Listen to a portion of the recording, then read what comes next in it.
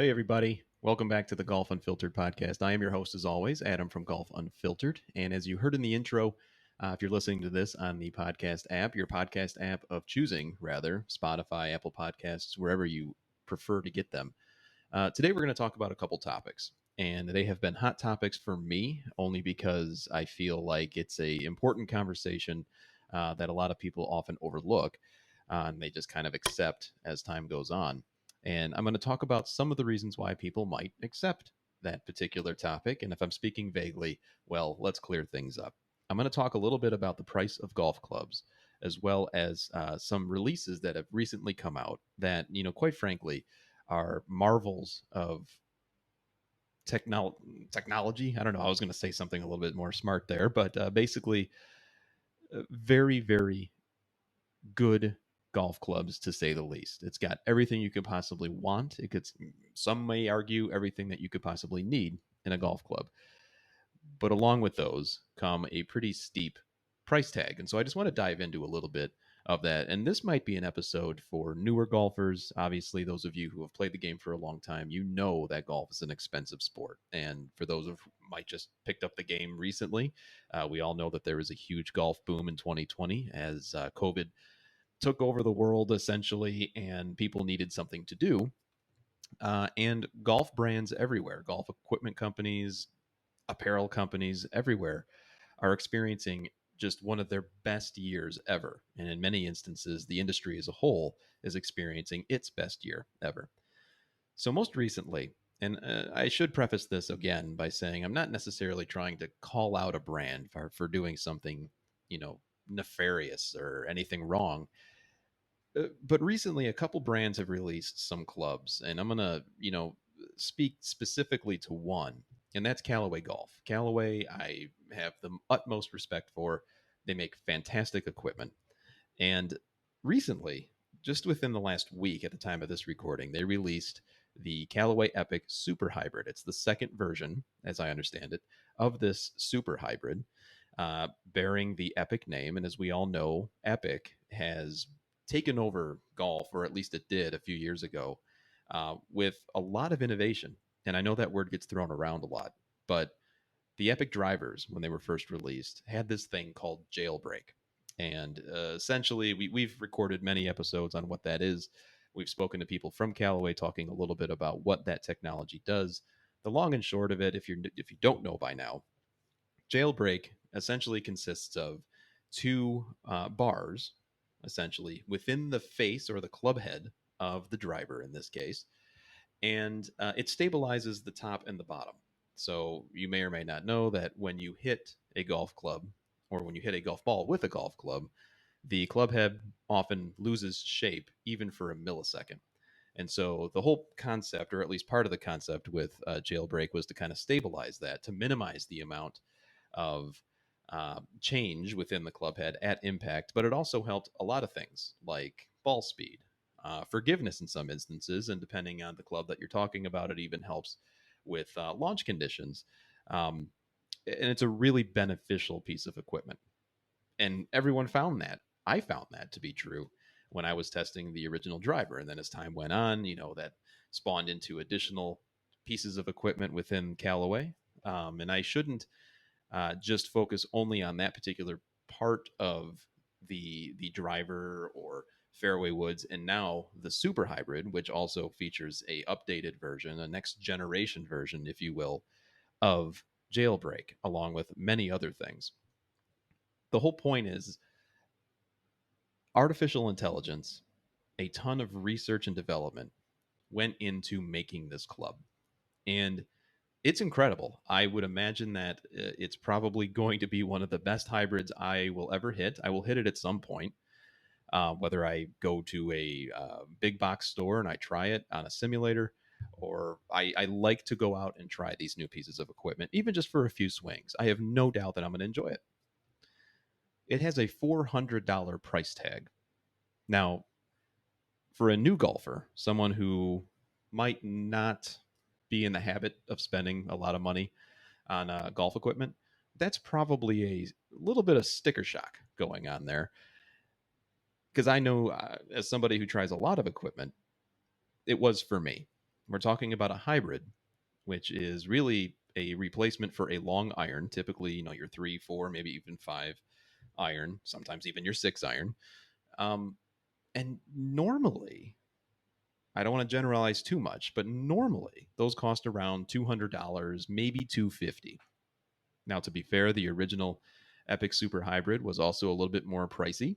The first generation, I going off of memory here, but I believe it was pretty close to that amount as well. And I remember seeing something on either social media or reading it in their marketing materials, but somebody made the comment that the Epic Super Hybrid has everything that a golfer needs in this particular club. And so that got me thinking. Unfortunately, when I start doing that, a lot of people begin to start disagreeing with me, but that kind of comes with the territory, I guess. If this particular club has everything, truly has everything that a golfer needs, why is it priced at a price point that only a few golfers can afford? Now, to me, that seems just like a logical question. As you could probably suspect, I put that out on Twitter. And let me tell you, the responses, the tone of the responses that I received ran the gamut, but for the most part were pretty negative. And the overarching sentiment was that I didn't know what I was talking about because these companies need to make a profit and it's entirely in their right to charge whatever they want. I'm not debating that. I actually know that quite well. It's funny how, and this is the time in which we live. We've talked about this many times about social media. Whenever you put yourself out there, and I know my audience, at least on social, on Twitter, is comprised of a lot of gearheads. I talk a lot about equipment. I love equipment. It's my favorite part of the game. Um, Maybe I should have known the type of response I was going to get, back for making a comment like that. But some of the other things that came up, calling me a socialist and all sorts of other different things, I guess that's the world we live in now. I don't know. It's really frustrating. Um, and I have no doubt that I've contributed in some way to that particular mentality. But I don't think everything has to be political. I mean, I don't know. Call me old fashioned, call me naive. But if somebody asks the question of why is something so expensive, you know, that doesn't necessarily mean that we're trying some ulterior motive to change the world. I don't know, whatever. But at any rate, it got me thinking a little bit more about why golf clubs are so expensive in the first place. And we've had many engineers, we've had a lot of people from different brands come on this show, and they talk a lot about all the features that go into designing a new golf club. And primarily, now there's a lot of variables that go into the price of a club, and I'm not going to sit here and pretend like I'm an expert in research and development or marketing or anything like that, but rather there are some things that everyone knows is to be true uh, that contributes to the final price of a club. The first we've already mentioned, and that's the research and development that go into it. Not cheap, not cheap at all. We've talked to a few people who have mentioned that, and you may know this, but a lot of brands today are already thinking and researching and developing products that will come out 2, 3, 4, maybe even 5 years from now. And the speed at which these products can be developed, the technologies that go into it, it's just continuously getting quicker exponentially, which is fantastic for us as golfers. Unfortunately, those pieces of technology aren't very cheap. When we start talking about artificial intelligence, I mean, come on, we're talking about like robot stuff, right? We hear all this stuff in the news. I think the other day I saw a tweet about Elon Musk, the guy that everyone talks about these days. He's designing robots that are going to be completely artificial intelligence, and I don't know what they're going to be used for. Probably murder. Let's talk about. Can we just stop the line here for a second? I don't know what are we thinking about. with these robots. But at any rate, I mean, none of this stuff is cheap. I mean, you have to put all the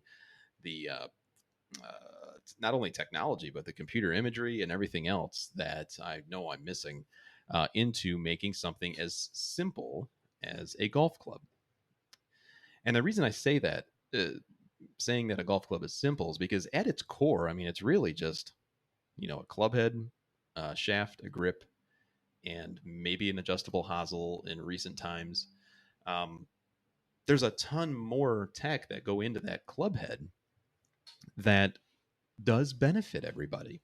It's certainly easier to play golf now, at least on paper, than it was 50 years ago, when everyone was using persimmon and even before that, hickory and everything else. Now, that's not to take anything away from all the technology that goes into golf shafts. Heck, there's even counterbalanced grips, so there's always levels of equipment that contribute to either a better performing club than perhaps something a little bit more basic. Maybe something that you can pick up off a shelf at your local Costco, for example. They sell those box sets. I know Callaway does. I know Wilson does. I think they still do. And there's many others that sell boxed sets, probably for the beginner golfer, for example. Some of you who just got into the game may have looked at those, perhaps even purchased them. So not only research and development, and you know, there's so many other pieces of technology that I've not even mentioned yet, like CAD and so many other things that go into developing this club. There's also a healthy amount of marketing. Now that's something that we can all certainly relate to. That's something that we see either in well, certainly on the internet, on social media. I do it. I share a lot of information about upcoming club releases for those companies that share that information with me. I've got my preferences on companies. I'm a huge fan, as you all know, of Cleveland, Srixon, Zegzio, that trifecta. Um, but that's not to take anything away from the other brands too. And we hear all about it. We see it on the shirts and the hats and the bags of our favorite touring professionals as well. If you subscribe to a golf publication, you're going to see those full page ads. You're going to see ads everywhere that you look for golf enjoyment. You're going to find equipment advertising. There's a lot of money that goes into that. Recent days, recent years, a lot of money, a healthy amount of a marketing budget also goes to social media marketing. That's why I can bring you some information regarding new clubs because they provide that information to me. Many times they provide a sample of the product for me to share, and then I'm able to convey that to you. That costs money. So I've said this a few times in the past, and it's often a refrain that I hear from some followers who are particularly eager to be confrontational that day. They mention, well, you get free equipment all the time. So, obviously you're going to say nice things about it. Well, it's not free. It definitely is not free. Um, I don't necessarily pay for it, but there is a exchange and a transaction that occurs. And it's not always what you think. It's not always a positive thing. And quite frankly, not to go off too much on a tangent here, if there's a piece of equipment that I try that I actually don't like, and there have been a few, I'll let them know. And then it's completely up to the brand to say, yeah, go ahead and run that or not. I at least give them that option. So research and development, marketing, and then of course there's just a whole slew of other smaller costs that go into it to what ends up becoming the final price for a product. Oh, by the way, a brand needs to make a profit. That's another big factor in this whole thing. Any business, anywhere, and this has been quoted to me, and I've been reminded of this often. Any business that sells a product needs to make a profit. And I completely understand that. I don't know what the margins are for particular businesses. I don't know what Callaway's trying to, what their bottom line is. And I'm sure I could easily find that out. But at the end of the day, it doesn't really matter insofar as what does the consumer experience when they see a new piece of equipment. Now, to take a step back, I know I've been saying a lot about the one particular golf club. And as I said in the beginning, I'm not trying to nitpick on this. I'm just trying to convey that golf club prices, while correlative to the amount of research that go into it and the amount of marketing that's required and the amount of profit to make the bottom line make sense at the end of the year, that just all seems to be incredibly high these days, especially when some of the marketing, whether it be word of mouth or overtly written in marketing materials, suggests that this particular thing is everything that a golfer needs. So, the obvious takeaway from that is it truly something that you need? There are different demographics of golfers everywhere. There are different demographics of all consumers for every type of product. You're going to have your luxury brands, you're going to have your basic entry level model, and you're going to have a whole slew of different options in between. Think about cars, think about smartphones, for crying out loud. I mean, anything you can think of, there are different levels. And quite frankly, it's been explained to me, especially when you talk about brands like PXG, Zexio, for example, other brands that are always more highly priced than others. They are targeting a specific demographic. There is no doubt, they don't try to hide it. They actually overtly say that. There is nothing wrong with that. So, what do you actually need in order to enjoy the game? Well, that's a pretty subjective question, isn't it? And I'm sure there's a ton of different answers for that. I guess technically, if you want to go to the extreme, you can go to any thrift store and buy any set of irons, any set of clubs from any year, maybe a sleeve of golf balls, and you can start playing the game of golf.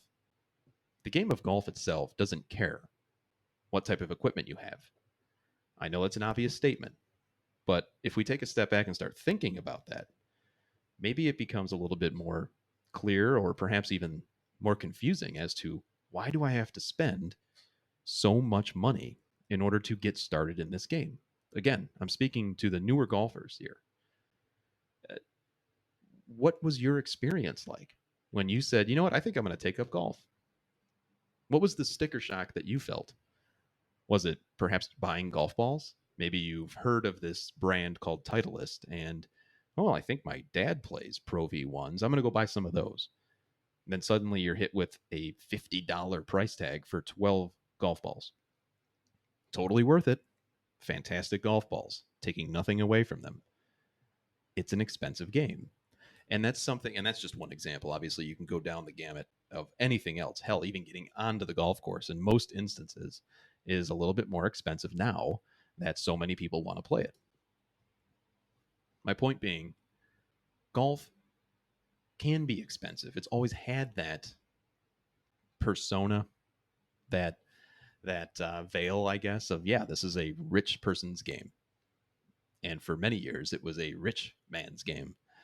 Uh, it is what it is in that case, but you don't have to spend that much in order to enjoy it. And so, as more golf, well, and this is something that's been going on for years since companies have existed, since new products have been released. Prices have always remained consistent with the times, right? Inflation, all that other economical stuff that I'm not going to go down that rabbit hole. I'm sure there are plenty of people who could speak more intelligently to it than I can.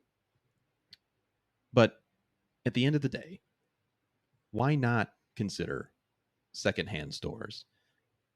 Why not consider last year's model or even the year before that? Hell, even the year before that, 3 years ago. I have many friends that reach out to me and ask, hey, I want to upgrade my clubs. What do you recommend? And more often than not, what they're looking at are company websites, perhaps even big box stores, PGA Superstore, Golf Galaxy, what have you, any of the Roger Dunns, whatever. And they're probably looking at the most recent releases, right? And well, right away they're seeing, oh my God, I'm going to have to spend, hell, $500 on a driver. And if I want to go for an entire new set of clubs, I'm easily looking at $2,000, depending on, brand and model and whatnot. Well, I find it hard to tell them the truth sometimes. Like, look, you probably don't need that new driver. I mean, buddy, you're playing with a driver that was released 7 years ago. Why not kind of like, again, car shopping, find a brand that or a model that maybe was 3 years old by now, something along those lines. And so, am I doing a disservice to the brands that I talk to on this podcast, the ones that I write about? I have friends at many of these companies. Am I doing them a disservice? I don't know if that's for me to say, but it's not about me. It's about you. It's about enjoying the game. It's about finding a way, the easiest entry point into enjoying this game for new golfers, especially, but even for those of us who have been playing for decades. And again, yeah, I realize, listen to this guy talk about, golf club prices. I haven't paid for a golf club in years, at least by choice. I understand how this may be coming across. But it's also a perspective, I hope, that offers, you know what? Yeah, there's a ton of great stuff out here. There's a ton of great things you can do. You don't have to always buy the latest and greatest. If you want to, I ain't mad at you. Go and do that. Absolutely. You're going to enjoy it just as much as anybody who might purchase a club that's 2 or 3 years old. I really believe that. And yes, there's always going to be these golfers or any consumer demographic of any product who always want to have the latest and greatest. And if you have the means to do so, then go do that. I'm not telling you not to do that. It's just an interesting thing when you start to mirror what is being said and what is being marketed and reality as it relates to whether or not you can actually continue to enjoy the game, or are you given some promises that come with a pretty steep price tag. Another quick example that I'll share. I was speaking to a friend of mine, and he was telling me a story of I believe it was his boss, or maybe one of his coworkers. Let's just leave it at that. Who went for a full club fitting. Now, we've always talked about go get fit. If you're going to go buy a new driver, if you're going to spend that much money on something, then go get fit so that you know it's actually working for you and that you're choosing the right one for your game. I stand by that. I always will. And it's not just drivers, it's across, the spectrum of any golf club you want. But he was mentioning how his friend went and his colleague went and got fit, full bag fitting. And they price everything out. They if you've ever been fit, you know this. They have this sheet where they talk about, okay, here's what you need. Here's the shaft. Here's the grip. In some instances, if they want to pier the shafts, we'll talk about that in another episode, perhaps. And then at the end of it, after hours of hitting all sorts of different clubs, this guy was presented with a price sheet for the best clubs for him, according to data, according to a trained, certified professional club fitter. And at the end of the day, it was going to cost him $5,000. Now, you could probably guess what he decided to do in this instance. And it's not, I don't want to generalize and say that everyone has this reaction, but he didn't make that purchase. As I said earlier, golf is an expensive game. It can be.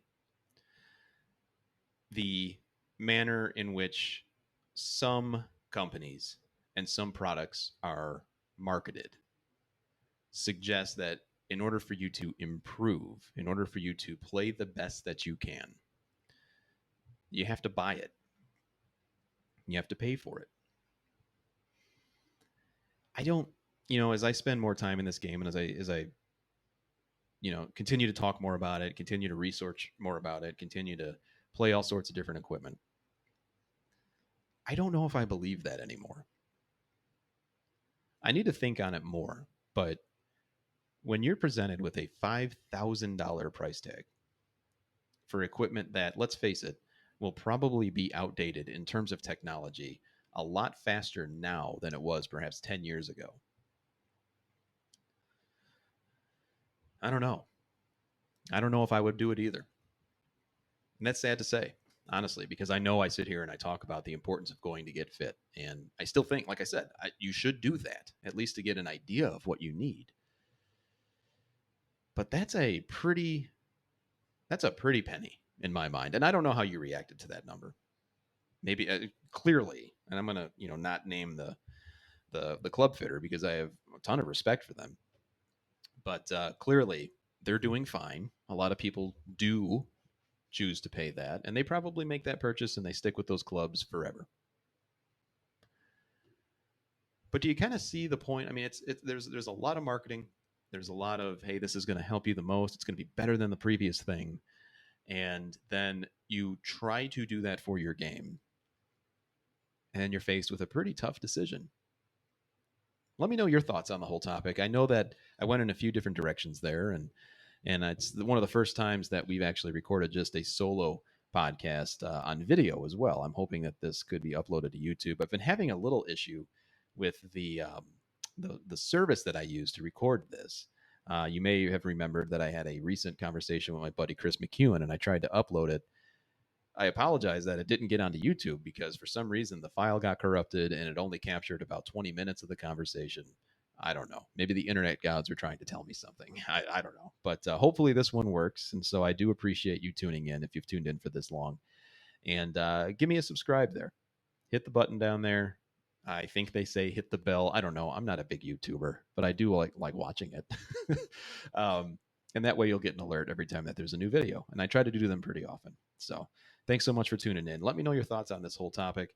And if you're a brand listening to this, and if you're just boiling red right now with anger, understand. I'm not trying to take anything away from you. I really am not. It's just some questions. That's all. Let's continue the conversation. Thanks for tuning in.